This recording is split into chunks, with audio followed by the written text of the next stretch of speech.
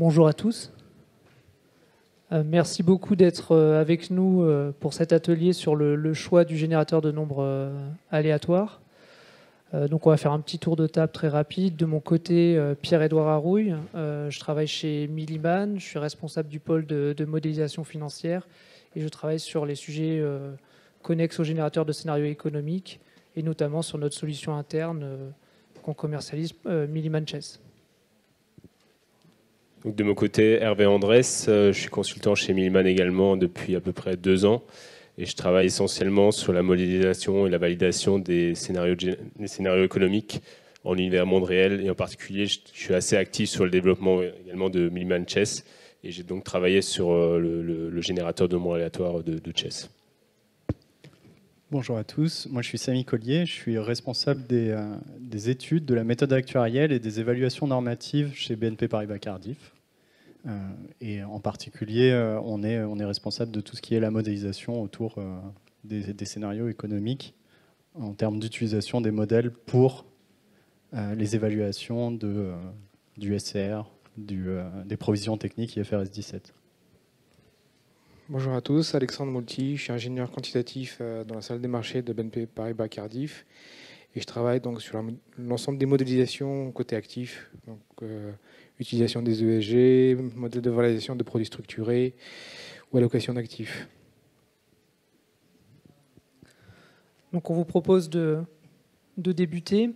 Donc en introduction, la valorisation d'un bilan d'assurance est une opération relativement complexe qui nécessite de disposer de trajectoires de scénarios économiques risque neutre pour, via des estimateurs Monte Carlo, calculer la valeur de la VIF et du BE. Donc ces scénarios économiques sont issus de ce qu'on appelle un générateur de scénarios économiques et pour assurer la qualité des scénarios a priori avant de les mettre dans le modèle ALM, des tests martingale sont réalisés pour vérifier la propriété de martingalité des scénarios économiques risque neutre. Ce qui permet du coup de ensuite avoir une mesure de contrôle et de s'assurer que l'écart de convergence dans le modèle ALM reste relativement restreint. Donc en pratique, les applications assurantielles nécessitent un nombre de scénarios économiques qui est relativement restreint, entre 1000 et 5000 scénarios selon les acteurs. Et du coup, il est aussi nécessaire de s'assurer que les estimateurs donc du best estimate ou de la VIF convergent suffisamment rapidement au regard du nombre de trajectoires économiques. Donc une possibilité pour améliorer la vitesse de convergence des estimateurs et du coup de manière implicite améliorer l'écart de convergence, c'est du coup de travailler sur le générateur de nombres aléatoires et c'est le sujet de cet atelier aujourd'hui. Donc à l'agenda, dans un premier temps, on vous propose de discuter des générateurs de nombres aléatoires mis en lumière avec quelques textes réglementaires. Ensuite, on vous proposera d'analyser les méthodes d'accélération de convergence, en particulier qui sont utilisées pour améliorer la convergence des estimateurs et l'écart de convergence, pardon. Et dans cette partie, on détaillera notamment les techniques classiquement utilisées et on présentera des caractéristiques des générateurs de nombres aléatoires ainsi qu'un générateur de nombres aléatoires qu'on a développé, qu'on appelle générateur hybride, qui repose sur des nombres pseudo et quasi aléatoires et dont on présentera les caractéristiques ensuite. Dans une troisième partie, on présentera une étude de cas, à la fois sur un cas ALM de valorisation de bilan assurantiel et dans un second temps, on verra la valorisation d'un produit structuré. Et enfin, on discutera de la validation des trajectoires de scénarios économiques au regard du générateur de nombres aléatoires hybride qu'on introduit dans la partie 2. Donc quelques éléments réglementaires. Donc le générateur de nombres aléatoires, c'est un élément clé du générateur de scénarios économiques. C'est ce qui permet d'échantillonner les variables aléatoires et donc sa qualité est clé. Donc c'est ce qui permet d'introduire tout ce qui est stochasticité au sein du GSE. Donc à ce titre, Les IOPA rappellent dans ces guidelines pour solvabilité 2 que le générateur de nombres aléatoires doit faire l'objet de tests et on doit s'assurer que les propriétés d'un générateur de nombres aléatoires sont bien respectées. Donc, quand on parle de propriétés d'un générateur de nombres aléatoires, qu'est-ce qu'on entend? Donc, d'une part, c'est que les simulations des variables aléatoires respectent les distributions théoriques. Alors en général, un générateur de nombres aléatoires va générer des aléas uniformes. Donc on va vérifier que l'uniformité des variables générées. Dans un second temps, on va vérifier que les aléas qui sont ensuite transformés en aléas gaussiens sont correctement corrélés et qu'on retrouve bien les bonnes corrélations. On va s'assurer que les trajectoires sont indépendantes les unes des autres. Et enfin, une bonne caractéristique d'un générateur de nombres aléatoires, c'est de s'assurer que les résultats peuvent être reproduits. Par exemple, dans le cas de générateurs de nombres pseudo-aléatoires, ça va être tout ce qui est graine du générateur de nombres aléatoires qui permet du coup de générer les mêmes séquences d'aléas à chaque fois.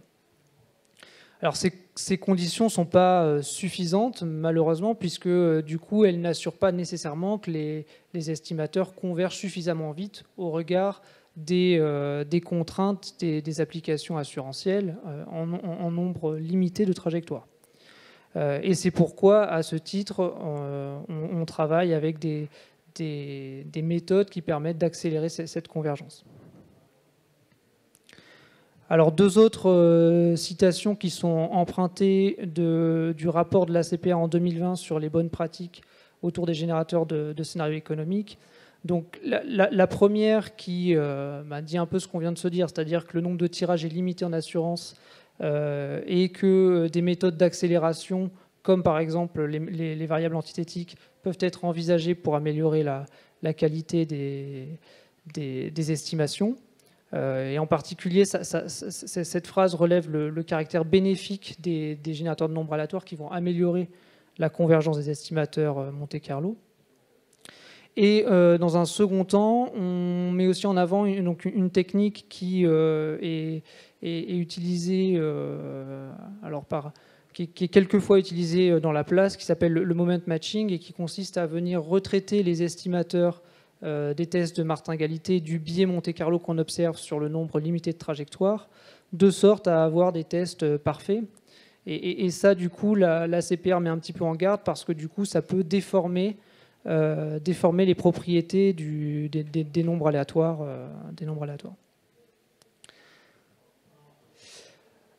Alors avant de passer au générateur de nombres aléatoires à proprement parler, quelques méthodes de réduction qui permettent de réduire du coup l'écart de convergence et d'améliorer la convergence qui sont mises en place par certains acteurs. Donc, les premières techniques reposent autour de la réduction de la variance qu'on détaille ici. Donc l'idée c'est de réduire la vitesse de convergence qui est 1 sur racine de n dans les estimateurs Monte-Carlo classiques par l'utilisation de techniques type variable antithétique ou variable de contrôle. Alors ça a des avantages, hein. Les variables antithétiques notamment c'est très simple à implémenter et les variables de contrôle ça a un potentiel de réduction de variance qui est assez important. Néanmoins ça a aussi des inconvénients, donc les variables antithétiques le gain n'est pas toujours significatif et les variables de contrôle ça peut être assez difficile de les mettre en place dans un cadre complexe assurantiel, puisqu'il faut trouver la variable de contrôle qui va bien. Une autre méthode qui est parfois utilisée, c'est ce qu'on appelle le seed picking, qui consiste à choisir la graine du générateur de nombres aléatoires. Alors là, c'est plutôt pour les générateurs de nombres aléatoires, les générateurs pseudo-aléatoires. Et l'idée là, c'est de venir du coup itérer sur la graine et trouver une graine qui permet au mieux de respecter les tests de martingale en sortie du générateur scénario économique et aussi ou d'améliorer l'écart de convergence. Alors c'est assez facile à implémenter, néanmoins c'est relativement coûteux en temps de calcul puisque il faut resimuler des trajectoires économiques pour chaque graine qu'on souhaite tester. Et en plus, on est obligé, si on souhaite aller jusqu'à l'écart de convergence, de refaire un calcul dans le modèle ALM. Par ailleurs, potentiellement, on améliore donc les tests martingales et l'écart de convergence sur des critères quantitatifs. Néanmoins, on peut dégrader les propriétés sous-jacentes des nombres aléatoires qu'on génère, puisqu'une bonne graine pour les tests martingales n'est pas forcément une bonne graine d'un point de vue statistique. Et enfin, la dernière technique, on en a un petit peu parlé avant, qu'on voit parfois, qui est utilisée, c'est ce qu'on appelle le Moment Matching Adjustment, ou MMA, qui là consiste vraiment à retraiter les simulations du biais des estimateurs des tests martingales, de sorte à avoir des tests martingales qui sont parfaits. Donc un avantage, c'est que les tests martingales sont systématiquement vérifiés. Et un inconvénient, c'est la perte de l'indépendance entre les différentes simulations, notamment. Et par ailleurs, que potentiellement, même si ça améliore les tests martingales, c'est ce que mentionne la CPR, ça peut du coup dégrader d'autres tests, comme les tests de repricing ou les tests entre les corrélations du générateur de scénarios économiques. Voilà, donc je vais passer la parole à Hervé pour la suite. Voilà, donc là on a vu 3 leviers qui permettaient de réduire l'écart de convergence. Et donc là on va présenter, c'est le sujet de l'atelier, un 4e levier qui est le choix du générateur de nombres aléatoires. Donc il y a essentiellement 2 familles de générateurs de nombres aléatoires que je vais présenter ici. Donc il y a les générateurs de nombres pseudo-aléatoires. Donc l'idée c'est en fait d'imiter l'aléatoire, puisque par construction, un ordinateur ne va pas pouvoir produire du vrai aléatoire, puisque faire de le vrai aléatoire, un ordinateur est uniquement capable d'exécuter une suite d'instructions et l'aléatoire ne va pas pouvoir être généré par une suite d'instructions. Donc l'objectif en fait ça va être d'imiter des uniformes sur 0,1 et ensuite on peut faire en dimension, dans la dimension souhaitée. Et vous avez quelques exemples de ces générateurs pseudo-aléatoires. Générateur congruentiel linéaire, c'est l'exemple le plus simple.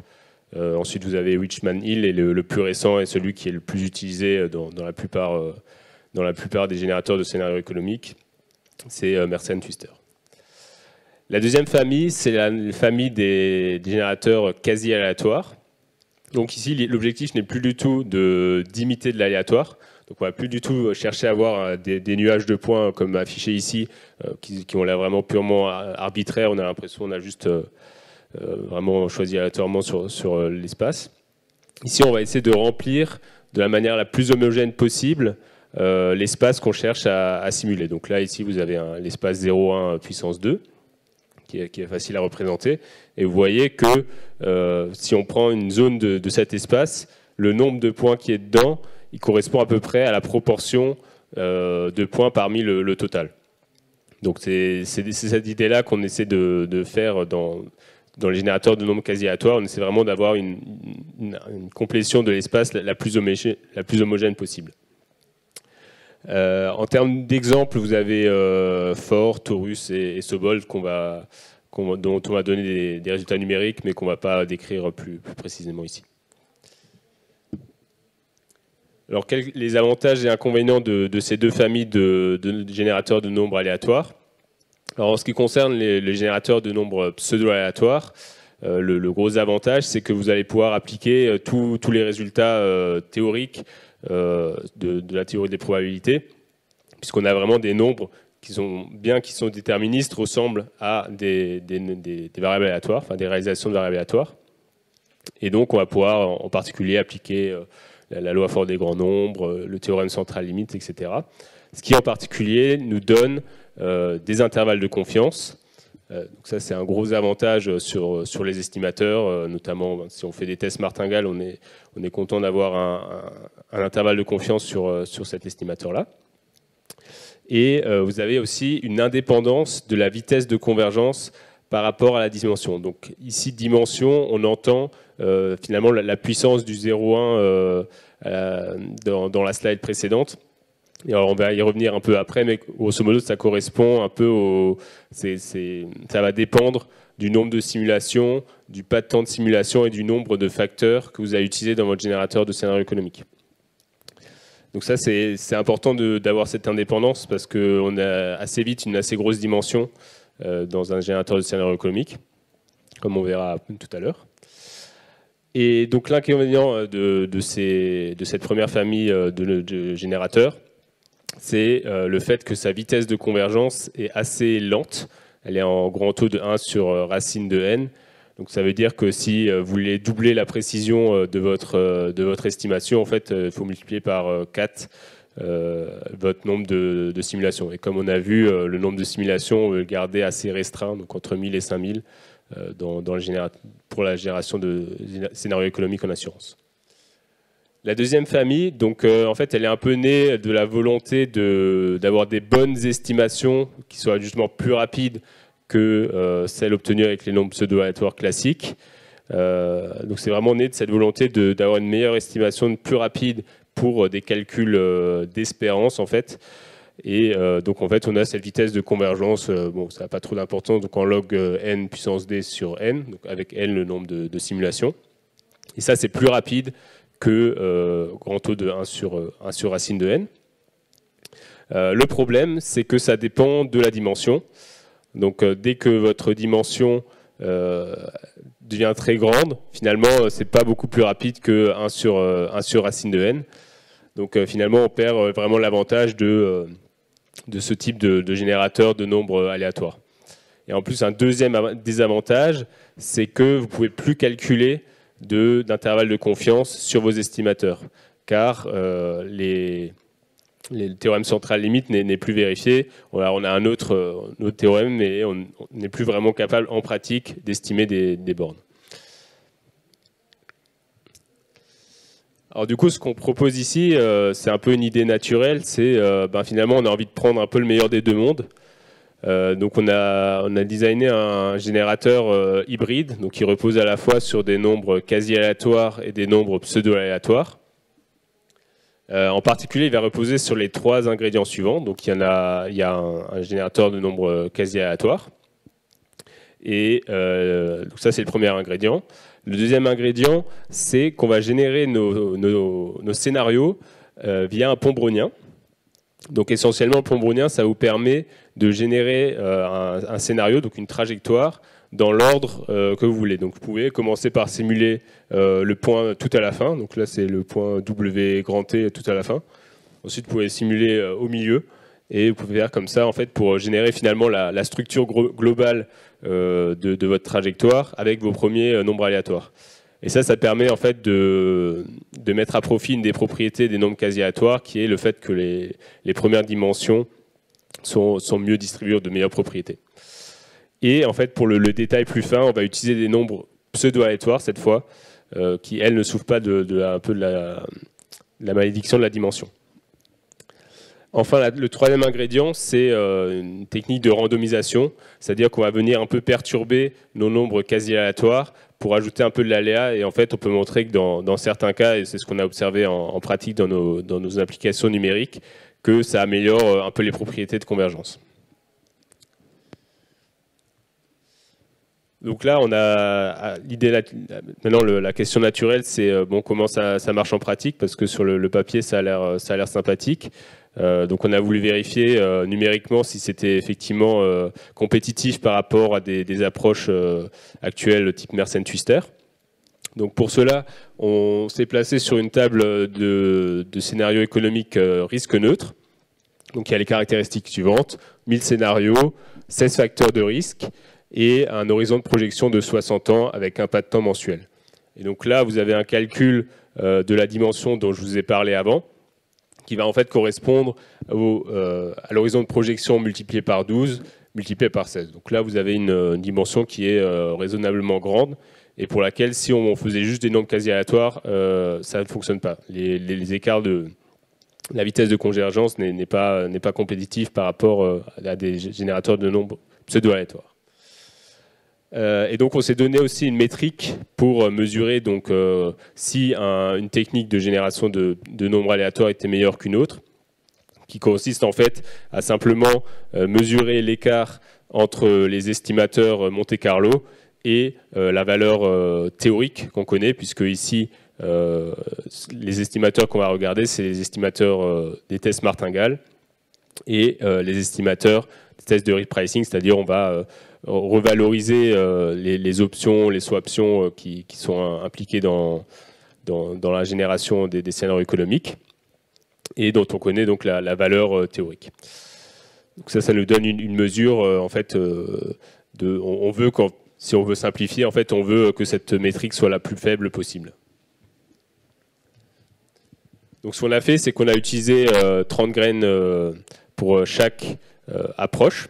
Donc une graine permet donc d'initialiser un générateur de nombres aléatoires. Donc c'est le cas pour les générateurs pseudo-aléatoires. Et là, dans le cas, comme on a un générateur hybride, on va aussi avoir besoin d'une graine. On va utiliser 30 graines.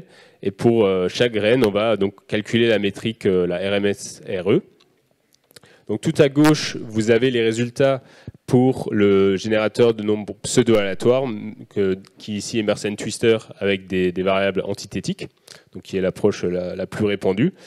Et on voit qu'elle est au-dessus des trois autres approches qui correspondent toutes les trois à des approches basées sur le générateur hybride que j'ai présenté avant. La seule différence, c'est en fait le type de générateur quasi aléatoire qui va être utilisé. Donc, en deuxième, vous avez For, en troisième, vous avez Sobol, et en dernier, vous avez Taurus. Et donc, parmi ces trois, vous voyez que Sobol a fourni les meilleurs résultats, puisque c'est les plus faibles RMS-RE. Et en plus, ça donne un intervalle qui est beaucoup plus faible par rapport à une dispersion beaucoup plus faible que par rapport à Mersenne Twister. Donc, de ce point de vue-là, c'est très intéressant.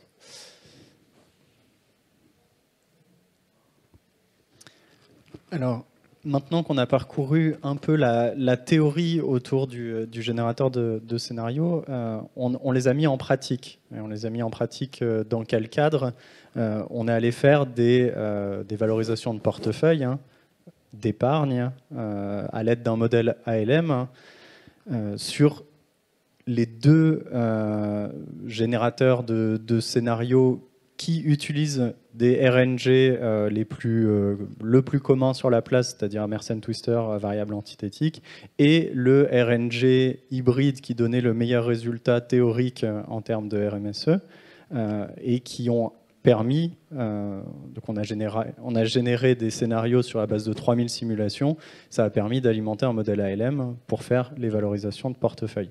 Le modèle ALM qu'on a sélectionné, c'est un modèle qui est représentatif d'une compagnie d'assurance fictive sur le marché français. Pour essayer de se séparer du biais qui est lié au seed picking, puisque tous les départs de nos générateurs de nombres aléatoires dépendent d'une seed, et pour ne pas tomber dans le biais d'avoir sélectionné une graine qui était pénalisante pour un et moins pénalisante pour un autre, on a fait le choix de répéter l'expérience sur 12 graines et de présenter les résultats sur 12 graines. Donc, globalement, qu'est-ce qu'on a observé à l'aide dans la comparaison de ces deux jeux de scénarios économiques, l'un utilisant un RNG pseudo-aléatoire et un autre un RNG hybride, c'est que le RNG hybride offre une qualité importante dans la valorisation, c'est qu'il est très stable par rapport à la graine utilisée. Donc ici, vous pouvez voir que les deux indicateurs de valeur de portefeuille qui sont le BE et la VIF, donc sur la courbe bleue, vous voyez qu'avec le RNG hybride, les résultats ont une faible variabilité à la graine, c'est-à-dire au point de départ du générateur de nombres aléatoires. Globalement, la stabilité, on l'a comparée par rapport à la valeur moyenne obtenue sur la moyenne des 24 tirages qui ont été joués. Un autre élément qui est important, c'est l'écart de convergence. C'est-à-dire l'écart de convergence, ça va être la représentation dans notre projection des flux économiques de la disqualité statistique des scénarios économiques. on part du principe que notre modèle ALM est parfait, il n'y a pas de fuite, il n'y a pas de comportement erratique.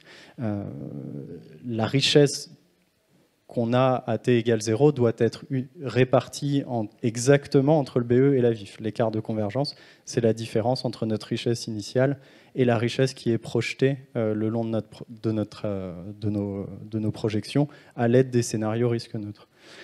Et cet écart de convergence, en lien avec au miroir de la stabilité qu'on observe sur nos indicateurs de valeur, on a remarqué, on constate qu'il est à la fois faible en niveau et à la fois il présente une variabilité qui est très faible avec le RNG hybride. Donc ces deux qualités qu'on apprécie particulièrement quand on fait des valorisations de portefeuille, c'est que finalement, peu importe cette hypothèse arbitraire qui est la sélection de la graine à t égale 0, on a une valeur de portefeuille qui est stable avec peu de pertes de richesse. Donc c'est un élément qui est très important quand on cherche à valider une valeur de portefeuille. Et le deuxième élément qui est important, c'est évidemment que cette perte intrinsèque de richesse est elle-même très faible. Faible variabilité, faible perte de richesse. Pour ajouter une dimension également à l'étude, on allait tester sur est-ce que cette stabilité à la graine, elle est valide, peu importe le nombre de simulations. Donc c'est un autre axe d'analyse, mais ça nous permet aussi de déterminer si la vitesse de convergence de notre estimateur de valeur du portefeuille. C'est-à-dire, est-ce qu'on converge rapidement ou moins rapidement vers la valeur souhaitée. Et donc ici, on a ajouté cette dimension qui est le nombre de simulations à l'exercice. 500 et 1000 par rapport aux 3000 simulations qui étaient dans les slides précédentes. Et là aussi, le critère de stabilité qu'on avait déjà observé à la graine, il est également constaté via le nombre de simulations. Donc, dit autrement, on converge plus rapidement vers notre espérance de valeur de portefeuille avec le RNG hybride qu'avec le RNG pseudo-aléatoire.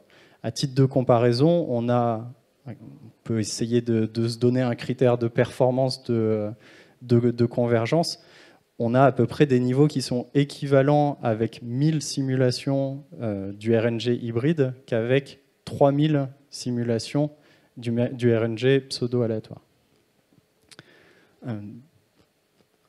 Donc on observe que les résultats finalement théoriques de validation des générateurs de nombres aléatoires, ils se constatent également sur les indicateurs ALM et de valeur de portefeuille, où finalement à la fois la vitesse de convergence et la stabilité aux facteurs exogènes qui sont la graine et le nombre de simulations, on est plus performant avec le RNG hybride qu'avec le générateur de pseudo-aléatoire. Et donc je vais passer la parole à Alexandre qui va nous parler d'un autre exercice. Voilà, donc on va continuer l'illustration cette fois-ci avec une deuxième étude de cas et qui va concerner davantage un produit structuré donc à l'actif. Donc en prenant pour l'illustration un straddle sur action, donc c'est un produit qui va simplement payer la performance absolue de l'action à horizon 40 ans par exemple. Et l'idée c'est de valoriser ce produit en Monte Carlo, donc en utilisant des générateurs de nombres aléatoires. Et là, nous illustrons la convergence du prix. Donc, dans l'axe des abscisses, nous avons le nombre de simulations en échelle logarithmique. Et en valeur, nous avons donc l'évolution du prix en fonction du nombre de simulations qui est utilisé. Donc, on illustre le cas en utilisant 3 générateurs différents. Donc, le générateur classique pseudo-aléatoire Mersenne-Twister et ensuite les générateurs Sobol, sans Pambronien en vert et avec Pambronien en orange. Et qu'est-ce qu'on voit? On voit que les générateurs basés sur Sobol se comportent très bien dès le début, c'est-à-dire que même on a beau faire peu de simulations, on a une convergence des prix assez raisonnable.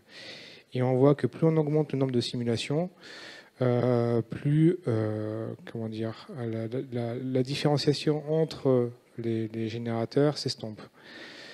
Toutefois, dans la zone d'utilité qui est entre le 1000 nombres de simulations et 5000, on voit que le Sobol avec Pambronien emporte la mise et il donne les résultats les plus convergents. Notons un phénomène assez pertinent à relever. Vous le voyez, c'est en vert. En fait, le Sobol sans Pambronien, bon, au début, il converge mieux que le Mersenne Twister, mais très vite, il se comporte moins bien que le Mersenne Twister, donc le pseudo aléatoire. Pour une raison assez bête, c'est que en fait, il est touché par ce qu'on appelle la plaie des dimensions, puisqu'on a tellement de dimensions dans le problème que si on utilisait que Sobol pur, en fait, il perd de son intérêt. D'où l'intérêt de faire de l'hybride. Donc l'hybride qui était précédemment cité, c'est le Sobol avec Pambronien. Et celui-ci permet justement de s'extraire de ce problème de la dimension et d'avoir une bonne convergence. Donc, une fois qu'on a parcouru donc un peu l'aspect théorique des générateurs de scénarios économiques et la mise en pratique, il y a un aspect qui est essentiel dans les cadres réglementaires, que ce soit comptable ou prudentiel, c'est d'utiliser une table de scénarios stochastiques qui soit valide. Alors, valide, qu'est-ce que ça veut dire? Ça veut dire qu'on a mis en place des tests qui donne un résultat satisfaisant. Et comment peut-on estimer que des résultats statistiques sont satisfaisants? Une des méthodes les plus communes, c'est de réaliser un test et de vérifier que ce test est dans des intervalles de confiance qui nous permettent de dire on est raisonnablement à l'aise avec le résultat du test, et ainsi on peut valider la table en disant qu'elle est de qualité suffisante. Une problématique qui est assez importante dans la validation de scénarios stochastiques, c'est qu'il existe finalement deux éléments qualitatifs qui se représentent sous deux concepts différents. Le premier, c'est l'intervalle de confiance du modèle économique qu'on va utiliser. C'est-à-dire on utilise un modèle stochastique qui a sa propre dynamique, et on réalise un test sur est-ce que la dynamique qu'on a voulu simuler dans notre générateur de scénario économique est respectée. Donc si on part sur ce concept-là, finalement on va être relativement indépendant du générateur de nombres aléatoires sous-jacents, et on va aller vérifier que le comportement statistique risque neutre, par exemple, de la table est en adéquation avec la dynamique qu'on a voulu implémenter.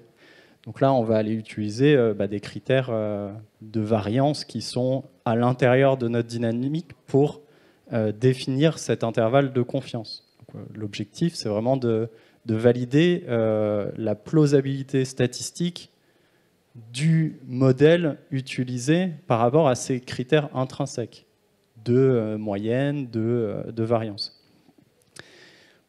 Mais après, il y a aussi autre chose, un autre concept qu'on peut introduire quand on essaye de valider des scénarios stochastiques, c'est l'erreur d'estimation. Et là, c'est l'incertitude de notre estimateur, de notre moyenne empirique. Et là, par contre, on a une forte dépendance par rapport à notre générateur de nombres aléatoires, puisque c'est lui qui donne la clé de la stochasticité des scénarios. Donc cette erreur d'estimation, elle est très liée au générateur de nombres aléatoires, et donc elle est très réduite pour les générateurs de nombres aléatoires qui sont quasi aléatoires, puisqu'on a précisé tout à l'heure que on n'essaye pas de générer des tirages qui auraient l'air aléatoires, on essaye de représenter au mieux ce que tous les tirages pourraient être. Et donc, nécessairement, on a une erreur d'estimation qui est très faible, puisque par construction, on la minimise. Et donc, pour la mesurer quand même, cette erreur d'estimation, puisqu'on repose quand même sur un nombre de tirages limité, sur des outils qui ne sont pas parfaits, il y a toujours des limitations en termes de nombre après la virgule ou des choses comme ça. On peut quand même estimer des erreurs d'estimation, mais là, c'est assez coûteux. C'est-à-dire, il faut lancer des tonnes d'exercices qui ont l'air similaires pour vérifier finalement le comportement empirique du générateur quasi aléatoire. Et donc pour illustrer finalement ces deux concepts, et en particulier un point qui mérite une réflexion, c'est l'erreur d'estimation sur un générateur de nombres pseudo-aléatoires. On sait qu'elle est plutôt importante, puisqu'on essaye de simuler de l'aléa, et donc par construction, on va avoir entre deux échantillons une forte variabilité, et ça se représente par un intervalle de confiance qui est généralement très écarté. Là où l'erreur d'estimation pour des RNG quasi aléatoires est par construction très faible.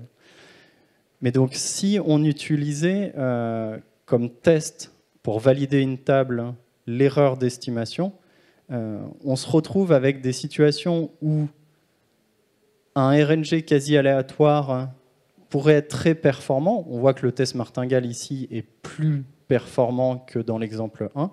Et pour autant, on arriverait à rejeter la table, puisque statistiquement, elle serait en dehors de cet intervalle de confiance.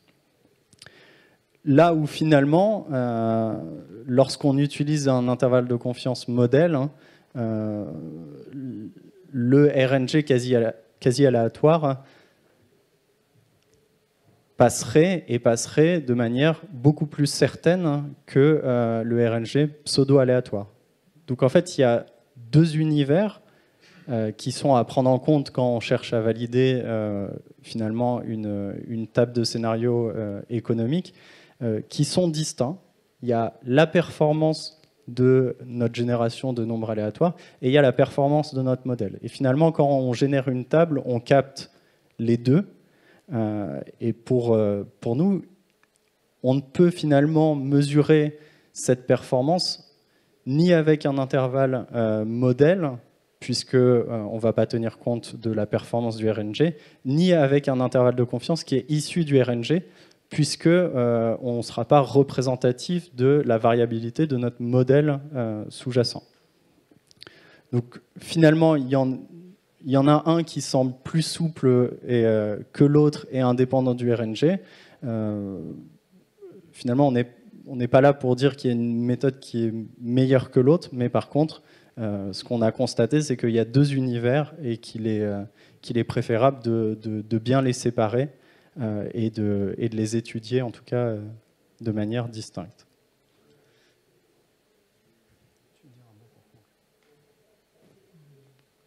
Donc voilà. Donc en tout cas, dans le cadre de cet atelier, on a essayé de vous expliquer les différences, en tout cas entre les différents générateurs de nombres aléatoires.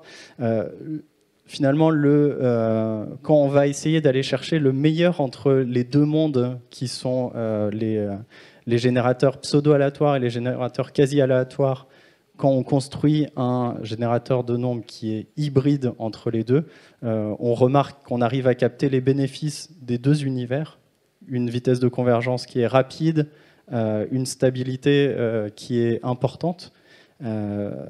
Et en tout cas, on l'a observé dans la théorie, on l'a observé dans la pratique, et reste en tout cas à la fin une question ouverte sur comment valide-t-on une table qui est générée avec un RNG hybride ou pseudo-aléatoire ou quasi-aléatoire.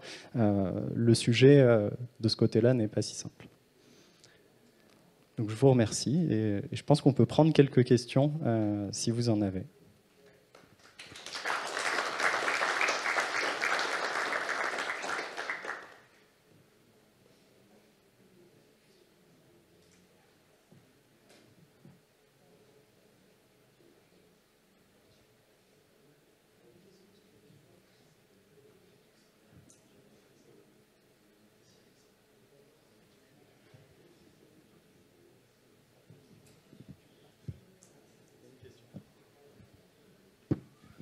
Oui.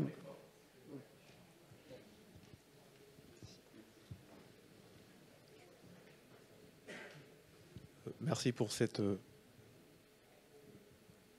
Allô, allô, ok. Merci pour cet exposé. J'ai une question rapide justement sur ce slide-là.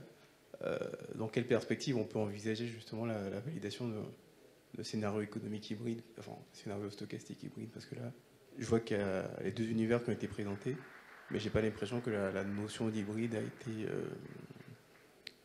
en tout cas, a été traitée. Alors du coup, le générateur hybride repose sur des nombres quasi aléatoires hein, pour mailler l'espace. Et puis entre, on vient faire du pseudo-aléatoire.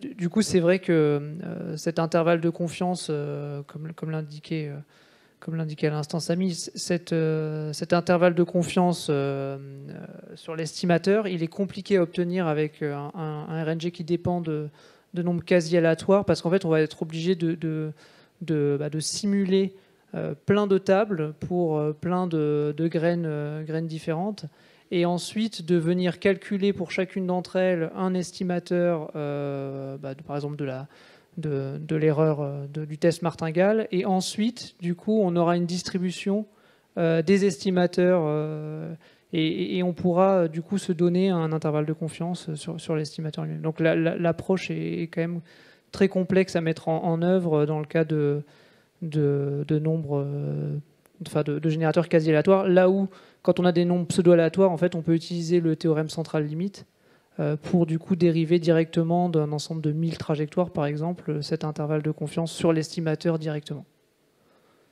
Je ne sais pas si ça clarifie un petit peu le point.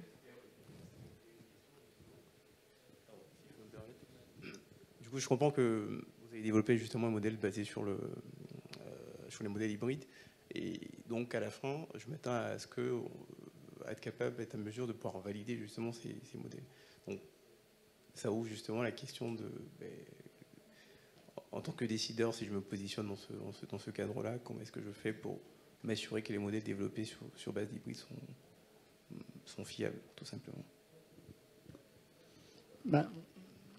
Alors, c'est que des conseils hein, qu'on peut donner, puisqu'il n'y a pas de bonne approche. On dit que finalement, regarder le résultat au regard de l'intervalle de confiance modèle, évidemment, c'est un indispensable. Il faut s'assurer que notre résultat statistique, il est bien dans les bornes de notre modèle, etc.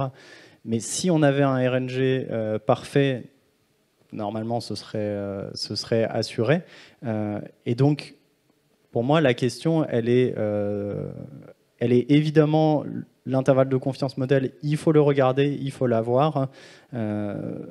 Mais par ailleurs, il est aussi important, mais c'est peut-être, comme le disait Pierre-Edouard, d'une autre nature, peut-être à faire à une fréquence moins élevée, s'intéresser à la qualité de son RNG.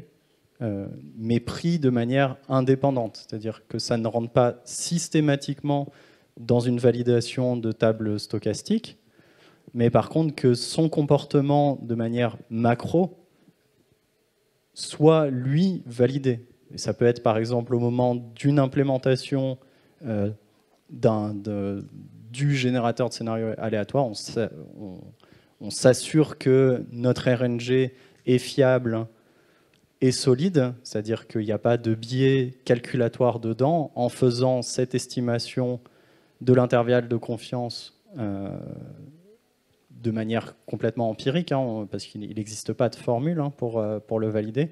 Et une fois que notre RNG est fiable et validé de manière indépendante, continuer à s'assurer que les trajectoires stochastiques qui sont déduites de ces nombres aléatoires sont elles, pertinentes au regard du modèle qu'on essaye de répliquer.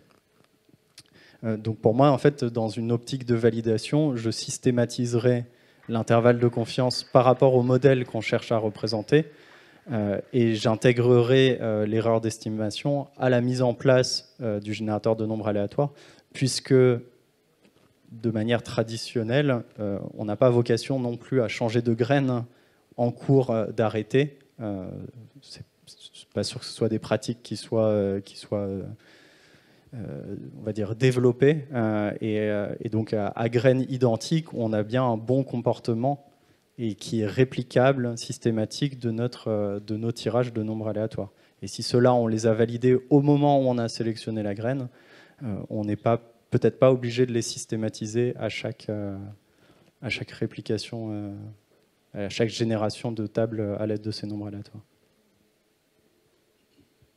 Et donc à noter que l'intervalle de confiance modèle, il est vraiment objectif et indépendant du générateur de nombres aléatoires. Donc il va nous donner un critère quand même objectif, universel, qui nous permet de valider qu'on n'a pas de problème de discrétisation ou de problème de spécification du modèle, parce que l'intervalle reste relativement restreint quand même et nous permet d'adresser des problèmes d'implémentation.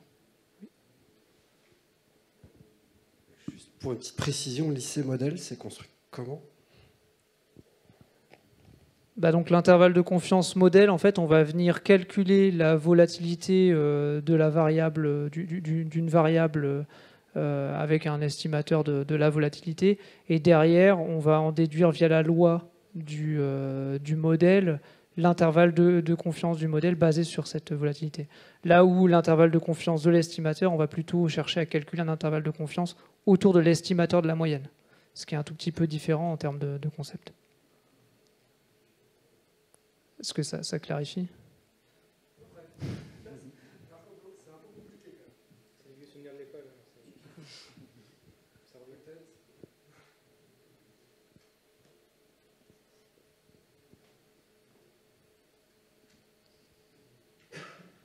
Est-ce que vous avez d'autres questions ?